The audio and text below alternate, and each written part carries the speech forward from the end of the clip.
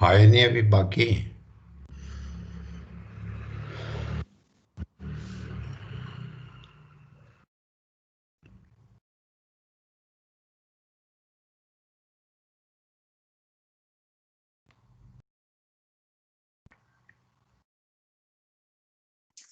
Bhanu.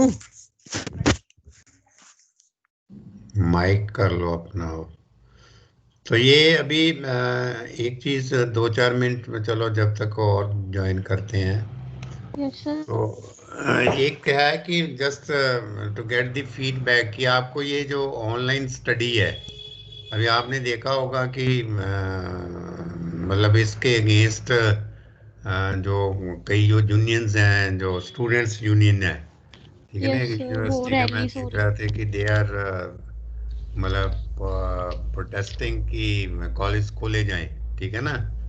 There should be offline study, जो regular classes हमारी लगती हैं वो लगनी चाहिए, ठीक है ना। कि जब सब कुछ बाकी खुल गया है तो एवरीथिंग इज ओपन। अभी आप देखो बाजार में भी इतना रश है, फेस्टिवल सीजन है। आपके अभी जो थिएटर्स हैं, ठीक है ना, थिएटर्स भी खुल गए हैं ना। Yes sir. तो विद 50% कैपेसिटी। तो यस ट्रेन्स भी सर। चल रही हैं, बसेस भी आपके हिमाचल को स्टार्ट हो गई हैं। तो वो कहते हैं कि why don't they open this colleges and schools. तो स्कूल और कॉलेजेस क्यों नहीं खोलते। तो मैं सिर्फ just to take your feedback कि आपको ये एक जो एक्सपीरियंस रहा ऑनलाइन स्टडी का, ठीक है ना, इसके ऊपर काफ़ी कमेंट्स आ रहे हैं एजुकेशन सिस्टम के ऊपर, कि आपको कैसे लगा, कि how did you feel this, कि ये ऑनलाइन स्टडी है ये एक इफेक्टिव सिस्टम था, कि जहाँ ये एक just it was the formality to मतलब educate to give the impart the education. क्या आपको ऐसे लगा कि ये एक बिल्कुल अच्छा सिस्टम है, कि आगे भी यही चलना चाहिए ऑनलाइन ही सिस्टम, कि जहाँ ये लगा कि ये तो एक जस्ट इसको खाना पूर्ति जिसको बोलते हैं ना, कि खाना पूर्ति थी एजुकेशन देने की। तो आपका कैसा फीडबैक है इसमें, कैसे लगता है आपको ये सिस्टम जो था, कुछ बताओगे, कोई भी दो चार। क्या ऐसे लॉकडाउन का इफेक्टिव यूज किया है ये ऑनलाइन स्टडी से? हैं, एक मिनट,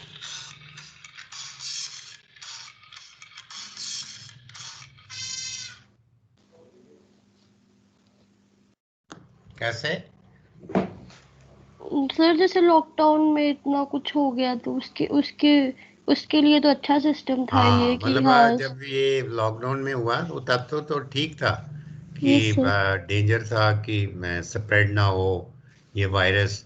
तो एक मतलब आपकी कि आपका जो पढ़ाई की जो है उसकी कमी ना आए, तो some method has to be adopt to teach you, ठीक है ना। तो उस yes point sir. Of view से it was effective, better option. ठीक है यस ना। Sir. It was the better option कि आपको कुछ ना कुछ तो दिया जाए। तो वो रहा भी ठीक, कि ऐसा कोई प्रॉब्लम भी नहीं आई कि you didn't get anything, at least ना होने से तो अच्छा था ना, ठीक है ना। Yes sir. तो अभी क्या है कि मैं कुछ एक इसमें एस्पेक्ट्स हैं जो नहीं मतलब कवर होते, जैसे प्रैक्टिकल्स का ही अभी आप ले लो, तो प्रैक्टिकल्स का नहीं कवर होता। फिर जैसे फेस टू फेस इंटरेक्शन रहती है, तो वो नहीं मतलब अभी ये ऐसे, ये चीज़ मैं अभी आपको बताऊं कि आपकी जैसे क्लास छोटी है, ठीक है ना, यस सर। तो इट इज़ इफेक्टिव। लेकिन अगर बड़ी है, 60-70 स्टूडेंट्स हैं, यस तो सर, देन उनके इट लिए इज़ अच्छा नॉट नहीं है इफेक्टिव। ये। Then it is not effective, monitoring proper नहीं है, पता नहीं चलता तो कोई अटेंड कर रहा है कोई नहीं अटेंड कर रहा। तो ये चीज़ें जैसे स्कूल लेवल्स पे है, तो मेरे हिसाब से स्कूल लेवल पे ये कोई इतनी इफेक्टिव नहीं हुई। एक जस्ट फिर पेरेंट्स के ऊपर बड़ा बर्डन, आप तो ग्रोन अप हैं, आपको तो कोई प्रॉब्लम नहीं, स्कूल्स में पेरेंट्स के ऊपर भी बर्डन है। कि फिर दूसरा है कि टेक्नोलॉजी को अडॉप्ट करने के लिए जैसे स्मार्टफोन लेने पड़े कईयों को, यस सर, जो बहुत से लैपटॉप लोगों लेना को पड़ा। पड़े प्रॉब्लम्स हुई। तो फिर कई जगह इंटरनेट की प्रॉब्लम है। इंटरनेट मतलब है कि ultimately quality of education was not good, ठीक है ना। तो अभी क्या है कि it should not be continued, मैं जो मेरा अपना व्यू है कि it should not be continued like this, ऐसे नहीं चलनी चाहिए। क्योंकि अब जो है रेगुलर क्लासेस लगनी चाहिए, लेकिन ये नहीं मैं कहता कि मतलब मैं उसको सुपरसीड कर रहा हूँ कि कोविड-19 अब खत्म हो गया है तो अभी हमें करनी चाहिए। जैसे प्रिकॉशंस ले प्रिकॉशन ही रहे हैं ना, एवरीथिंग इज गोइंग ऑन, जब मैरिजेस चल रही हैं, सब कुछ चल रहा है, तो प्रिकॉशन लेके ही कर रहे हैं ना। तो इसमें जैसे आप ग्रोन अप हैं तो कॉलेजेस भी स्टार्ट किए जा सकते हैं विद प्रिकॉशंस, ठीक है ना। तो वो क्या है कि एक जो एक सिस्टम बना है एजुकेशन का, तो वही होना चाहिए, ठीक है ना। ये ऑनलाइन तो एक ठीक है कि in case of case in case of necessity ये जरूरी था और ठीक था, इट वाज इफेक्टिव। लेकिन अभी क्या है कि 6-7 महीने हो गए हैं, आप भी जानते हो, मैं भी जानता हूँ, हर कोई जानता है कि हमें अपने आप को प्रोटेक्ट कैसे करना है, ठीक है यस ना। सर। हर कोई हेल्थ कॉन्शियस भी है, सबको पता है। तो अब क्या है कि अब कॉलेजेस खुल जाने चाहिए, एक रेगुलर जो क्लासेस चलती हैं और एक ये ऑनलाइन है, उसमें लॉट ऑफ डिफरेंसेस, एक माहौल बनता है पढ़ने का एक माहौल होता है ना, एक एटमॉस्फेयर होता है। तो ये है, ये मेरा भी यही व्यू है। बाकी ये नहीं है कि आई एम अगेंस्ट दिस की ऑनलाइन नहीं है। तो अगर वैसे देखा जाए तो इट्स कन्वीनियंट टू अस, जो फैकल्टी मेंबर हैं उनको तो कन्वीनियंट है, ठीक है ना। घर बैठे पढ़ा रहे हैं तो कोई आने जाने का नहीं, आपको भी चलो आने जाने में कोई दिक्कत नहीं है। तो that is not the main purpose, जो पर्पस है वो फुलफिल नहीं होता। तो ठीक है, अभी हम we will continue with this, ये आपका जो है केमिकल जो मेथड है इसका, कॉटन का ना, इंसेक्ट पेस्ट कंट्रोल का।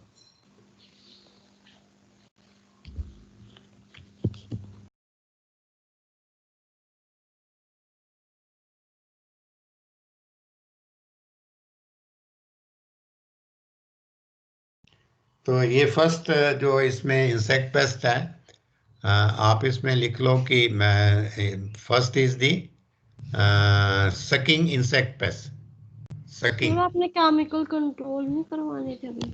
हाँ, ये इसमें आप हम केमिकल कंट्रोल कर रहे हैं ना, केमिकल कंट्रोल इंसेक्ट पेस्ट किसके कॉटन के।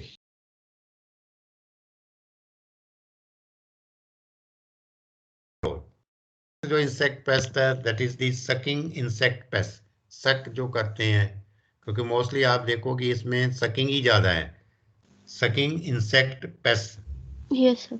तो इसमें among sucking insect pest, among sucking insect pest कौन कौन से हैं? Among sucking pest white fly, among sucking pest white fly, jassid,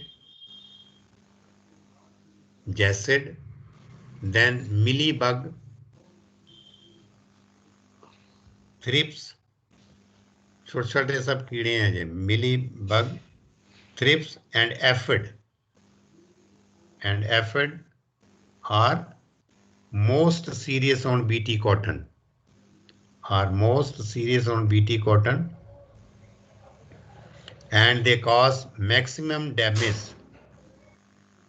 most serious on BT cotton, and they cause maximum damage during July to September.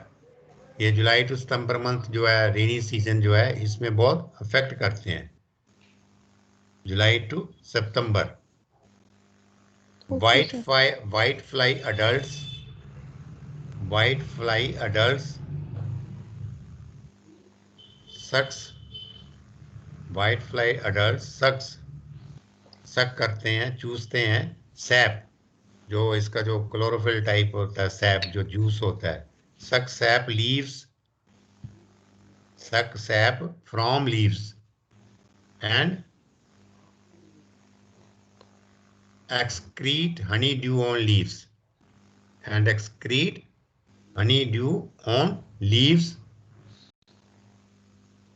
excrete मतलब निकालते हैं, and excrete honeydew, ठीक है ना, वो बूंदे बूंदे सी निकलती हैं ऑन लीव्स, पत्ते के ऊपर, विच बिकम्स स्टिकी। ये सब मैंने देखा हुआ है, I have experience that, which becomes sticky. अगर जब आप उसको हाथ लगाते हो तो आपके आप हाथ को चिपकता है कुछ ना कुछ, तो that becomes sticky. Become sticky, ये मैंने एक्सपीरियंस किया, मैंने बड़ी कोशिश की इसको कंट्रोल करने के लिए, but I fail to control it. Then affected leaves and seed cotton turn. Sir affected leaves, affective. Affected leaves, जो अफेक्टेड लीव्स हैं, जो जिनके ऊपर इसका अटैक होता है, affected leaves and seed cotton, seed cotton turn black. देखो ये मैं दो चीजें इसमें, मैं एक चीज ये बड़ी इंपॉर्टेंट है जो है, एक तो है सीड कॉटन और एक है कॉटन सीड. ठीक है ना, दो वर्ड अलग अलग हैं. सीड कॉटन मींस जिसमें से सीड अभी निकाला नहीं है. ओके ठीक है सर। ना, तो that is the seed cotton. और कॉटन सीड, जब आपका कॉटन निकाल बच जाता है, छोटे सीड कॉटन, क्योंकि कॉटन इसलिए कॉटन नहीं कह सकते क्योंकि उसके बीच में सीड है. ठीक है ना, तो इसको सीड कॉटन कहते हैं. Leaves and excrete honey dews and become sticky. Affected leaves and seed cotton turns black due to development of development of mold, mold, mold. Okay sir. Next is efforts appear, efforts, APHI, efforts appear sporadically. So SPORADICALLY, मतलब बड़ी एकदम फैलते हैं. Efforts appear, SPORADICALY, sporadically. The nymphs, ये इसकी stages हैं. The NYMPH, nymphs, and adults of aphid, the nymphs and adults of aphid suck sap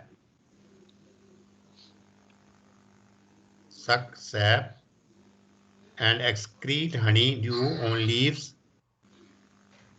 and excrete honeydew on leaves on which black fungus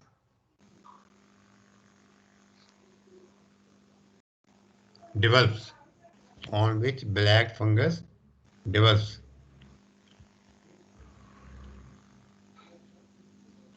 So next, under severe infestation, मतलब जब बहुत ज्यादा infected हो जाती है, under severe infestation, leaves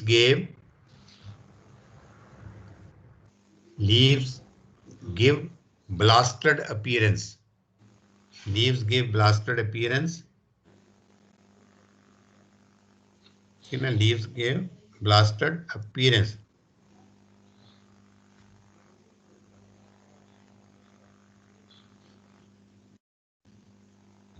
तो अभी आप इसमें लिख लो कि हाउ टू कंट्रोल इट, मतलब जो केमिकल्स हैं. First is the white fly. अब वाइट फ्लाई का कंट्रोल कैसे करेंगे, how which chemical we have to use. तो ऊपर आप इसमें हेडिंग आ जाएगा insect pest for the management of sucking insect pest. अब आप सकिंग की बात ही कर रहे हैं ना, सकिंग इंसेक्ट पेस्ट. तो सकिंग इंसेक्ट पेस्ट में first is the white fly. तो white fly, how to control this white fly. तो इसमें डिफरेंट केमिकल्स आर देयर, मतलब काफ़ी केमिकल्स हैं. तो फर्स्ट आप इसमें विच इज़ दी मतलब पॉपुलर, अब ये एक है, first is the ULALA, उलाला, ULALA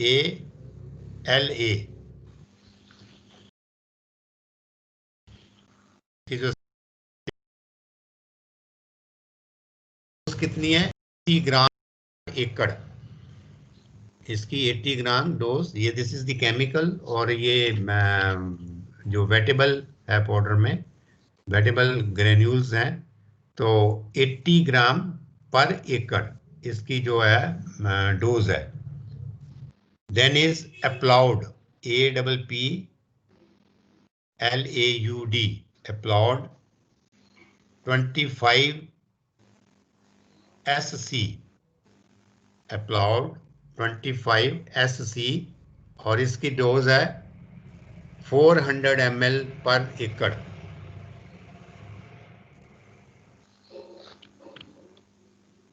ठीक है ना। तो नेक्स्ट इज द जेसिड। जो नेक्स्ट इंसेक्ट है that is the sucking type, that is jassid. तो जेसिड में दो तरह का how to control. First is seed treatment. Jassid के कंट्रोल के लिए हमें सीड ट्रीटमेंट करनी है। आप जेसिड के नीचे ए डाल के लिख लो seed treatment. At the time of sowing, at the time of sowing, treat the seed with any of the At the time of sowing. at the time of sowing, treat T-R-E-A-T, treat the seed with, treat the seed with। तो ये chemical का नाम है, that is आप you just I will spell it GAUCHO, GAUCHO, गौचो 70 WS, 70 WS और इसकी डोज है 5 ग्राम पर केजी। तो ये तो सी ट्रीटमेंट है जेसिड की। और देन स्प्रे। अब इसमें स्प्रे से कैसे कंट्रोल करना है। तो स्प्रे कंट्रोल करने के लिए आप you write down the chemical name Keefun, KEEFUN, Keefun, KEEFUN, Keefun 15 EC। तो इसकी डोज है 300 ml। सर ये ईसी की फुल ईसी क्या है? इसको कहते हैं इमल्सिफाइड कंसंट्रेशन। सर और ये आपने पहले लिखवाया था प्लॉट 25 SC। क्या क्या लिखाया था? सर वाइट फ्लाई में आपने लिखवाया ना प्लॉट 25 SC डोज। तो उसमें SC क्या है? SC, उसमें यस SC था ना। Yes sir. SC का मेरे को देखना पड़ेगा कि क्या है वो, आई डोंट नो एक्चुअली। ये अलग अलग है तो कंसंट्रेशन ही। अब वो ओके एस सर। से किस चीज की कंसंट्रेशन है ये आप भी देखना, इसमें नेट पे पता चल जाएगा। क्योंकि ये आजकल ये जितने भी केमिकल्स हैं ना ये डिफरेंट स्ट्रेंथ में आ गए हैं और इनकी स्ट्रेंथ है और फिर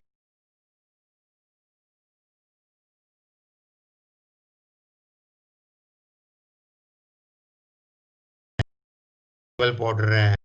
ठीक है ना। तो ये एस से भी कोई है कि सम टाइप ऑफ सोल्यूशन ही है ये कोई बनता जो इससे। तो ये मैं देख के आपको बता दूंगा अभी।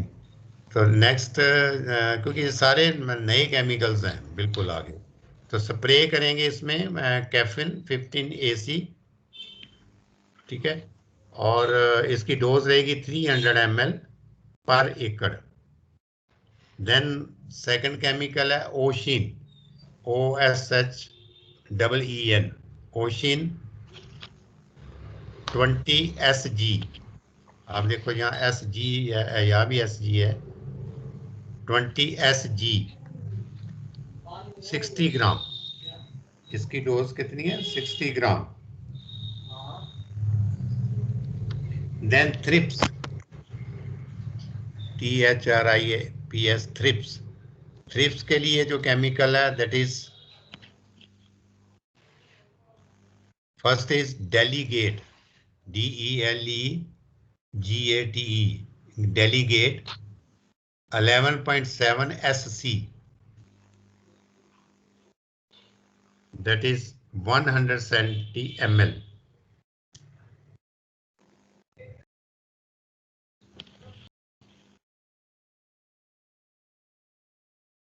ये is of BT cotton, I mean sex pest of non BT cotton।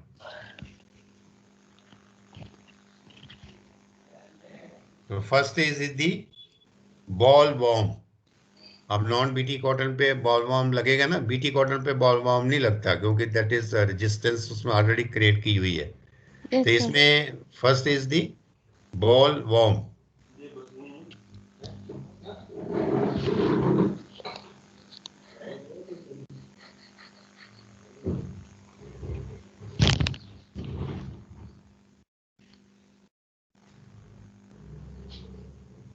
Due to severe attack of bollworm, the plants continues to grow. Plant continue to grow without having adequate number of balls. The plant continue to grow. Without having adequate number of balls.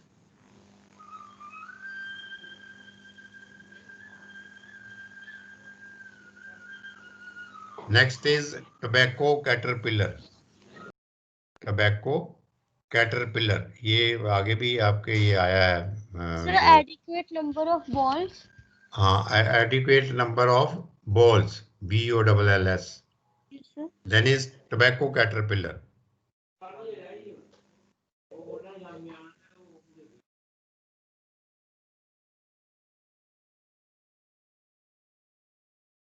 तो tobacco caterpillar का आप लिख लो. It is a polyphagous pest.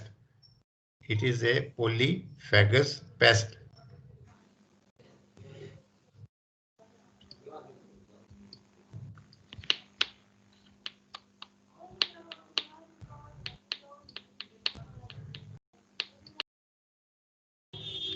तो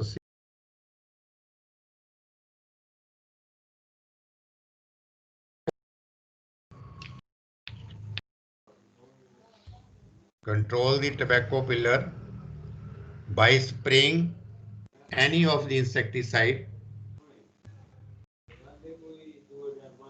By spraying any of the insecticide. Spraying any of the. By spraying any of the insecticide given in, जो हमने पहले table किया ना. Yes, sir. उसमें से ये जो स्प्रे थे ना, जैसे वो लाला, ये yes, वाले जो स्प्रे थे, उसमें से हम कंट्रोल कर सकते हैं उससे. तो next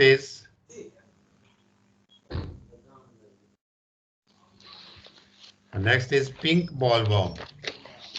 pink bollworm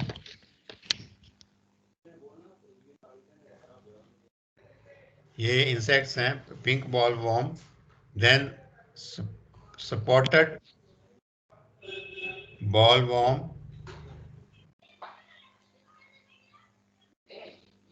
then American bollworm. American bollworm.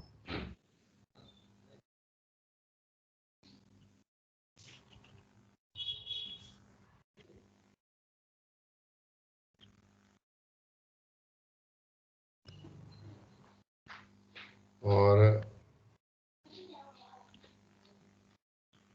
तो इसमें आप इंसेक्टिसाइड लिख लो, कौन कौन से, which are the insecticide which are use for controlling this bollworm. ये बॉलवर्म का जो डिस्कस किया ना हमने, तो बॉलवर्म का इंसेक्टिसाइड को कंट्रोल करने के लिए there is one chemical, you write down BUILD, Buildock, BUILDOCK. तो इसकी कंसंट्रेशन इज 0.25 SC. 0.25 SC. तो डोज इज 300 ml पर एकड़.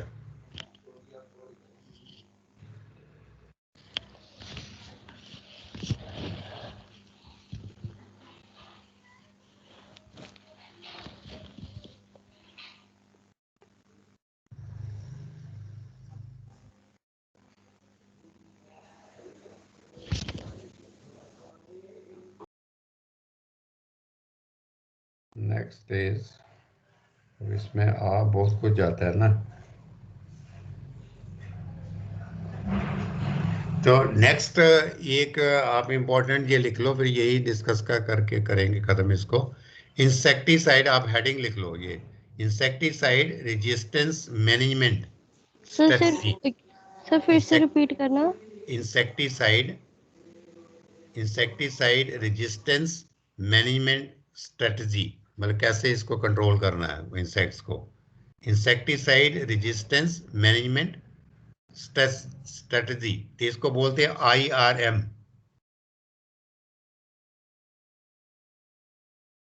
तो क्या है, what is IRM?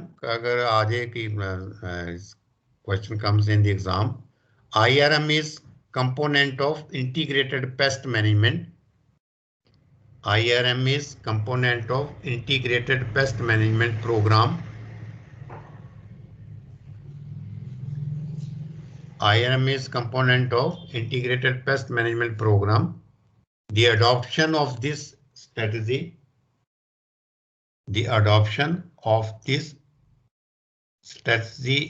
help in reducing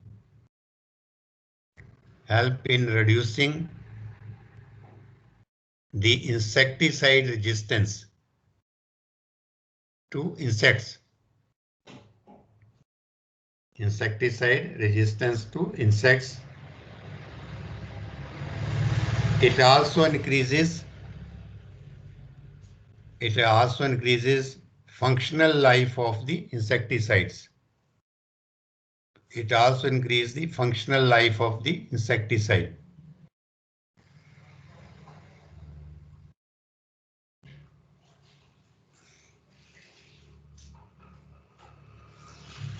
तो इसमें फर्स्ट है सकिंग पेस्ट मैनेजमेंट।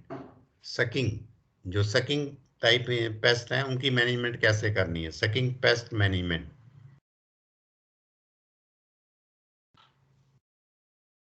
तो इसमें first is destroy alternate host of cotton, destroy alternate host of cotton whitefly, leaf curl, destroy alternate host of cotton whitefly, leaf curl virus and mealybug.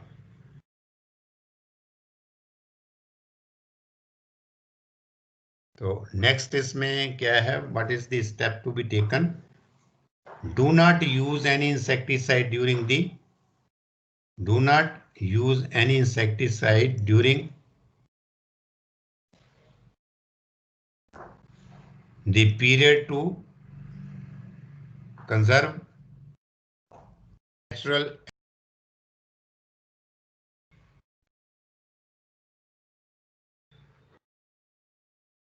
This was the management sucking pest management. अब जो management है sucking pest and boll worm management, sucking pest and boll worm management. इसमें है first point is avoid the use of synthetic,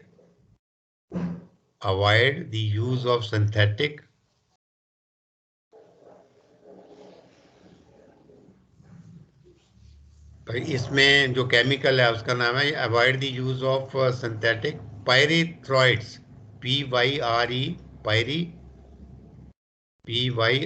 पायरी, THROIDS pyrothroids. Avoid the use of synthetic pyrothroids for the control of spotted bollworm.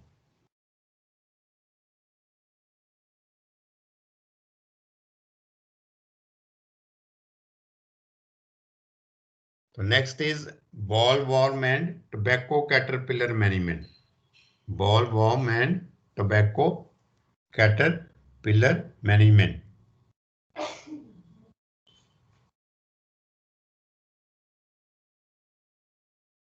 तो इसमें लिख लो use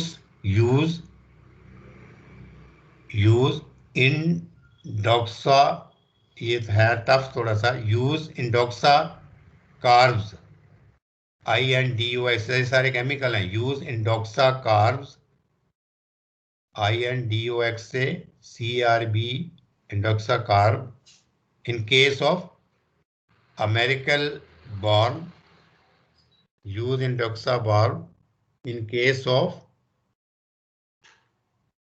American bollworm is serious, मतलब it should not be used.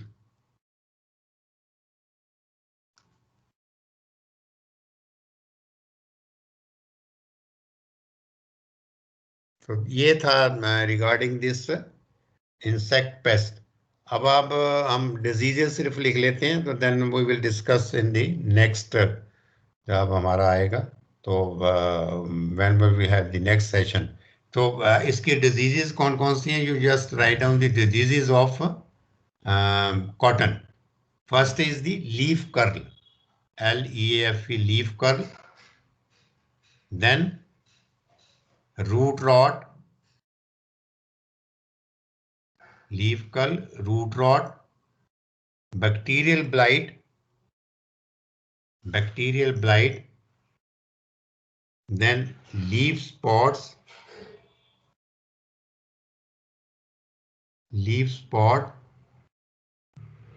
then TIRA के तिर्क। तो टिक, ये जो ball है ना, ये फिजियोलॉजिकल डिसऑर्डर है। TI ये आ सकता है कभी आपके फाइनल में, TIRA के तिर्क। तो इसके तिर्क के बारे में हम स्पेलिंग रिपीट करना। TI, तिड़क जाना, जो कहते हैं ना, तिड़क गया, वो तिड़क जाता है जब, तो उसको TIRA के तिड़क। ठीक है ना? तो ये है, दीज आर दी डिजीजेस। ये हम अभी 5-10 मिनट में कर लेना था, लेकिन अभी टाइम है, हो गया, तो we will discuss in detail. ठीक है ना? तो ये तिर्क जो है, ये आ जाती है, this disease generally comes in the final exam. मैं आपको साथ साथ में ये भी बता रहा हूँ कि कौन कौन सी चीज़ें हैं, क्योंकि मैं पेपर चेक करता रहता हूँ ना, जहाँ मेरे को 3-4 साल हो गए हैं ये सब देखते हुए।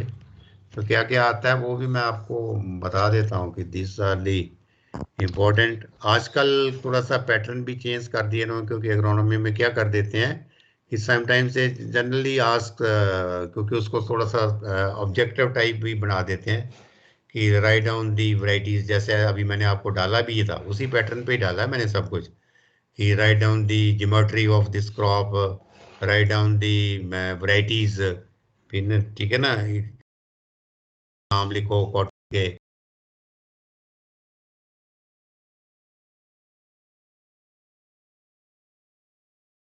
क्या है। तो मतलब ऐसे जो छोटे छोटे 10-10 नंबर का क्वेश्चन डाल देते हैं, उसमें आपके 10 के 10 ही आ सकते हैं। अब आपने सोइंग टाइम अगर एग्जैक्ट लिख दिया, जहाँ जो मेथड ऑफ सोइंग कि मतलब प्लांट ज्योमेट्री कितनी है, अगर आपने वैरायटीज उसकी ठीक लिख दी, तो 2-2 नंबर के होते हैं, तो पूरे 2 में से 2 ही मिल जाते हैं आपको, 10 में से 10 ही नंबर आ सकते हैं। मतलब इस तरह से भी अभी उन्होंने they have started putting this. ये लास्ट मैंने देखा था, लास्ट 2 सेशन से ऐसे भी फाइनल में आ जाता है। तो ये इसको इसलिए आपको मैं ये जो वैरायटीज़ है ना, कई बार मैं सिर्फ आपको इसका नाम ही बताता हूँ कि you must remember the varieties, कि कौन सी इसकी वैरायटी है, इसका सोइंग टाइम क्या है, इसकी प्लांट ज्योमेट्री क्या है। अल्टीमेटली तो ये एग्रोनॉमिक प्रैक्टिसेस यही हैं। ठीक है ना? और किसी का सॉइल एंड क्लाइमेटिक रिक्वायरमेंट पूछ लेते हैं, कभी ये इम्पोर्टेंस पूछ लेते हैं। जैसे एक बार पल्सेस की इम्पोर्टेंस ही आ गई थी कि what is the importance of pulses in Indian economy, Indian economy में पल्सेस का क्या इम्पोर्टेंस है। तो ये सब जो मैं आपको बताता रहता हूँ, तो जो you should get your self prepared for that. ठीक है? तभी हम यहाँ इसको फिनिश करते हैं। नेक्स्ट टाइम जब आएगा तो we will continue with this. ठीक है ना? तो डिजीजेस कर लेंगे। तो then this our cotton part will be covered. इसमें एक देसी कॉटन है, दिस वेरी शॉर्ट, जो हमारी पहले हम देसी कॉटन वही है जो आपने देखा, उसके पत्ते बहुत छोटे रहते हैं, उसकी यील्ड बहुत कम है।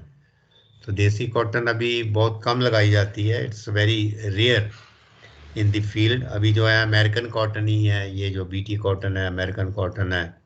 तो इसी पे ही ज़्यादा स्ट्रेस दिया जाता है, क्योंकि इसकी जो है प्रोडक्शन बहुत है, लेकिन इसमें इंसेक्ट पेस्ट भी बहुत से हैं और डिजीजेज भी बहुत सी हैं। तो next we will cover this, जो रिमेनिंग पार्ट है इसका डिजीजेस का और देसी कॉटन। तो then we will finish and then we will shift to jute, जो फाइबर क्रॉप है। ठीक है? Then any question you want, any clarification कुछ आपको चाहिए? No sir. सर वो कह रहे थे कि वो एग्जाम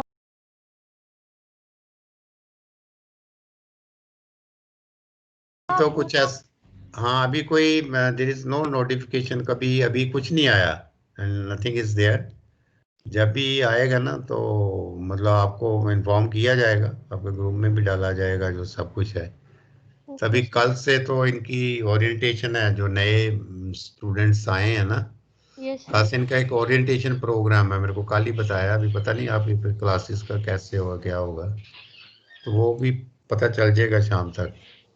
उनका ओके सर। ओरिएंटेशन प्रोग्राम लेना है, जो नए बच्चे आए हैं ना, उनमें सभी एचओडी, सभी प्रिंसिपल्स, जितने भी टोटल बीकॉम बीसीए के जो नए स्टूडेंट्स हैं, उनका ओरिएंटेशन 1 वीक का प्रोग्राम है। तो उसका टाइमिंग्स वो देखेंगे, या they will fix the timings, और कि आपकी क्लासेस डिस्टर्ब ना हो, ठीक है ना। तो अगर कोई होगा चेंज तो मैं I will share in the group by evening, it will be there, शाम को पता चल जाएगा ना।